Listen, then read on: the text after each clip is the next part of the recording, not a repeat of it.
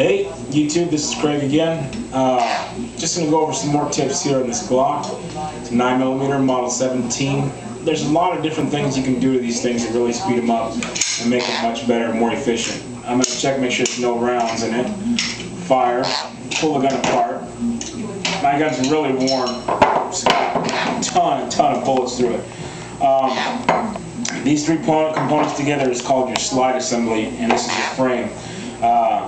The basic five components to a gun are your frame, your slide, your barrel, your magazine, and your recoil guide rod spring assembly. These are pretty much what consists of the 5 parts of the gun. Pretty easy design. You can put different guide rod springs in here to make it stiffer or weaker to have a more consistent recoil. Barrels, if you custom fit your barrel so it fits really nice and snug in here and not all sloppy and loose, you'll get more accuracy. So that's two things you can do. But the main thing that I believe is the best thing to do is do a trigger job. How to do a trigger job on the Glock is really easy. There's a part called connector. It's a little bar right here. It attaches the trigger to the firing pin spring, to the reset spring. 30-40 bucks, really cheap part, and it'll get you really dialed in on your trigger pull. So anyway, these are the main components of the gun. Like I talked about last week. That's not gonna work. That sucks.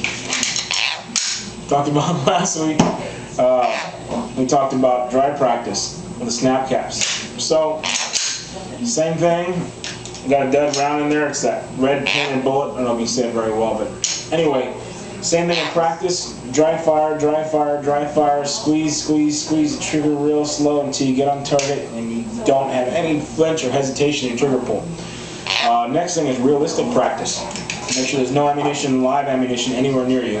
And get the holster you're going to be using, whether it be a concealed holster or a duty service holster, and level 2 or level 3 retention. And practice coming out of the holster and pulling and dry firing as fast as you can. Just one shot will do it. Pull out. I'm not standing right now, or my holster's also not on, but when you pull out, just pull it out as quickly as you can and dry fire it. That'll get you a lot more realistic of skinning, as they call it, skinning the weapon out of the holster. Another thing too is magazines. When you replace your magazines, do this over and over and over. If you wear a duty belt, pull out for wherever you keep them on your belt. It's good practice, gets you in the swing of things. Snap caps are great, really realistic.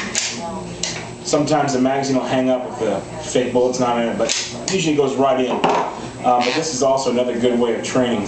Of course, from your concealed weapon holster or from your duty holster, put the gear on like you would normally wear it and do perfect practice. That's just pulling out from wherever you keep it, and just keep doing it over and over and over until you can do it without looking at it, without any snags.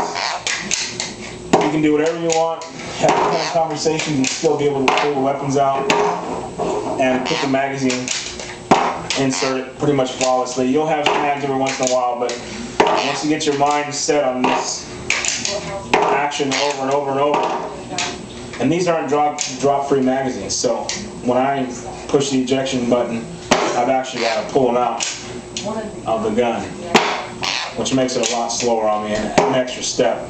Drop-free magazines have a square in the back, and what happens is when you hit the button, the magazine shoots right out. These are rounded in the end, so these don't really work. But anyway, drop-free magazines are much faster and they eliminate this step here. But this is just some more training tips on how to get you up to par, what you need to do. It'll really help you out. It's called practice, perfect practice. And what that does is when you pull out and you're changing magazines and you go to reach your other magazine on the draw, pull the next one out, rack that slide, get a bullet in it, come up, squeeze your round off, that'll make you a much more efficient, much more realistic, and much faster shooter. So anyway, that's my tip for today. Thank you.